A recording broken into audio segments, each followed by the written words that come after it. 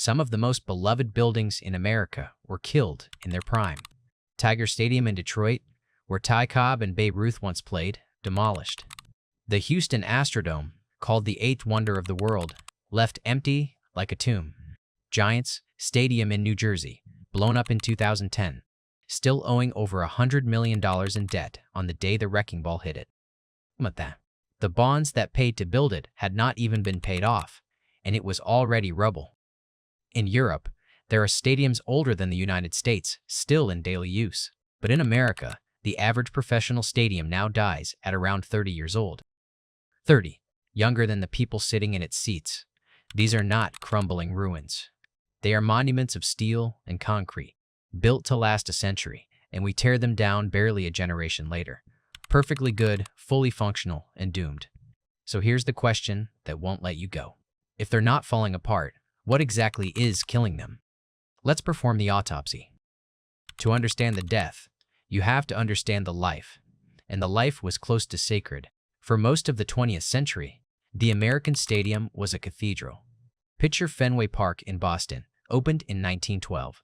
Wrigley Field in Chicago, 1914. These were not just venues. They were intimate, hand-built places wedged into the city blocks, with hand-operated scoreboards and seats close enough to hear the crack of the bat. A century later, they're somehow still standing, still packed. They are the control group in our autopsy. The proof that a stadium can live to be 100 if we let it. But the real heart of the golden age was who got to be there. For the price of an afternoon's wages, a factory worker could bring his whole family, sit in the bleachers, and watch the same heroes. The rich man in the better seats was watching. The stadium was one of the last truly democratic spaces in American life. Your seat might be worse, but you were in the same building, sharing the same air, part of the same crowd. The team belonged to the city, and the city meant everyone in it. That sense of common ownership, a place that was genuinely yours no matter who you were, is the thing this whole story is about losing. Then came the mid-century giants, the multi-purpose stadiums of the 1960s and 70s. The concrete donuts, enormous circular bowls built to host both baseball and football to save money. Critics mocked them as soulless gray spaceships that all looked the same. But they were practical, cheap to run, and built for the masses. Tens of thousands of cheap seats. One building serving 2 teams and a whole city. A family could pile into the car, park, and find a seat without taking out a loan. A stadium, in other words, was a long-term public investment. A civic landmark, a city built once and expected to keep for 50 or 100 years, like a library or a courthouse. The stadium wasn't a product. It was a place. And places, we used to believe, were supposed to last. So how did we go from buildings meant to outlive us to buildings we throw away before they turn 40? The autopsy starts with one small crack. The first crack appeared in 1992 in Baltimore, and nobody saw it as a death. They saw it as a rebirth. The building that opened that spring was, by almost every measure, gorgeous. It was called Oriole Park at Camden Yards, and it changed everything. The Orioles had been playing in an aging concrete donut that suited neither sport. The city, terrified of losing its team, agreed to build something new. But instead of another gray bowl, the architects went backwards. They designed a brand new ballpark that looked old, echoing the charm of Fenway and Wrigley, wrapped around a 100-year-old brick warehouse instead of tearing it down. The moment it opened, people fell in love. And here's the detail that should make you lean in. Camden Yards was so instantly iconic that it became a template copied across the entire country. Within a couple of decades, more than 2/3 of all major league teams had a new ballpark, and virtually everyone borrowed from Camden Yards. The phrase architects started using was, just like Camden Yards. One building in Baltimore triggered a wave of demolitions that swept away nearly the entire previous generation of stadiums. Now, ask the obvious question. If ugly old donuts were being replaced by beautiful, fan-friendly ballparks, isn't that a happy story? That's how it was sold, and how most fans remember it. But here's what the romance was hiding. These ballparks were doing 2 things at once. With one hand, they recreated the cozy look fans loved. With the other, they quietly installed something the old cathedrals never had. Tucked into that nostalgic brick exterior were dozens of luxury suites. Camden Yards opened with 72. Cleveland's, 2 years later, had over 120. The retro skin was real, but underneath it was a money machine. And that machine, not bad taste, not crumbling concrete, is what was really killing the American stadium. The charm was the bait. Now let's find the hook. Here is the autopsy's true finding, the cause of death hiding under the nostalgia. American stadiums don't die because they get old. They die because a newer building can make the owner more money, and somebody else is willing to pay to build it. That somebody is you. The old cathedral made its money, one cheap ticket at a time, packing in as many ordinary fans as possible. The modern stadium makes the bulk of its money from a tiny number of very rich customers. The luxury suite is the key to the whole crime. A single box, leased to a corporation for hundreds of thousands a year, can out-earn thousands of bleacher seats combined. Add club levels, premium restaurants, exclusive lounges, $20 beers, and the picture comes clear. The team doesn't actually want a building full of working families paying a few bucks each. It wants a building optimized to extract maximum dollars from corporations and the wealthy. And here's the brutal logic that follows.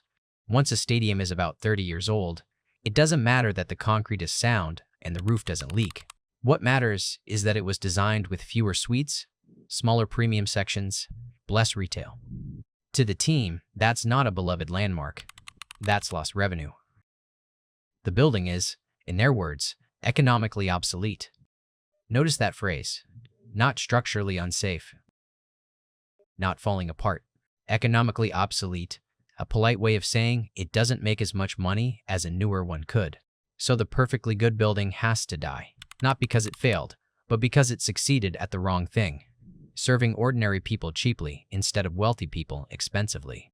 But a new stadium costs $1 billion or more, and no owner wants to pay that out of his own pocket.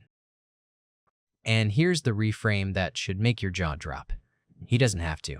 American sports leagues are closed and deliberately keep teams scarce, so there are only a handful of franchises and a long line of cities desperate to have one. In Europe, a single city might have 5 or 6 top division clubs, and teams rise and fall between leagues, so no one club holds a city hostage. American scarcity hands the owner enormous leverage. He walks into City Hall and makes a quiet threat.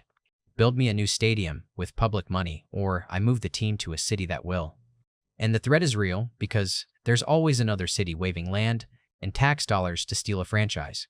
It's a hostage situation, and the hostage is the city's identity and the city's pay. Over and over, decade after decade. Across the last 50 years, state and local governments have poured tens of billions of taxpayer dollars into stadiums for privately owned, often billionaire-owned teams. One analysis found the median public contribution covered around 73% of a venue's price. 73%. The team keeps almost all the revenue, especially the sweet money. The public takes on the debt, raising taxes to pay it back over decades.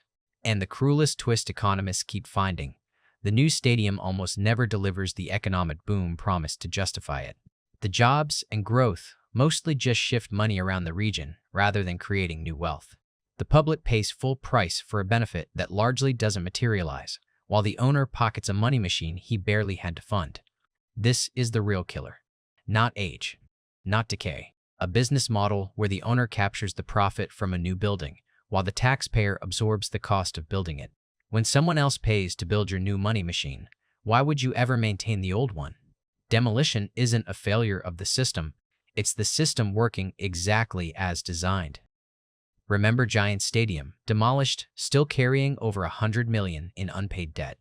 The building outlived its profitability long before it outlived its loan, so it died young in debt and was replaced by a newer machine the public would help pay for all over again. So what did we actually lose? On the surface, we got something prettier. Gleaming ballparks, comfortable seats, better food, giant screens.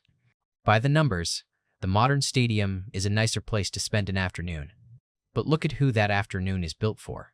The old stadium was a democratic space, where rich and poor shared the same air. The modern stadium is engineered around exclusion. The luxury box has its own private entrance, its own elevator, its own catering, so the wealthy never have to brush shoulders with the ordinary crowd. And to build those premium sections, Teams quietly removed huge numbers of affordable seats, pricing out the working-class fans who once filled the bleachers. The cathedral that anyone could enter became a country club with a scoreboard, and this reaches into your own life, even if you never watch sports, because the stadium hustle is the same hustle running underneath your whole city. The logic that says a perfectly good building should be torn down because a flashier one can charge more. That uses public money to subsidize private profit, then prices out the very public that paid. That quietly sorts people into those with the private entrance and those without. When you walk through your downtown and wonder why the affordable old places keep vanishing and the expensive ones keep rising, you're looking at the stadium model applied to everything. What we really lost wasn't a building. It was the idea that a city builds something to last, something shared, something that belongs to everyone equally.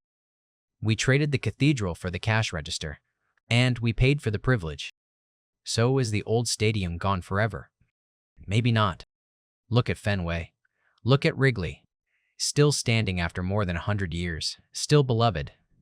Living proof that these buildings can last when a city decides they're worth keeping.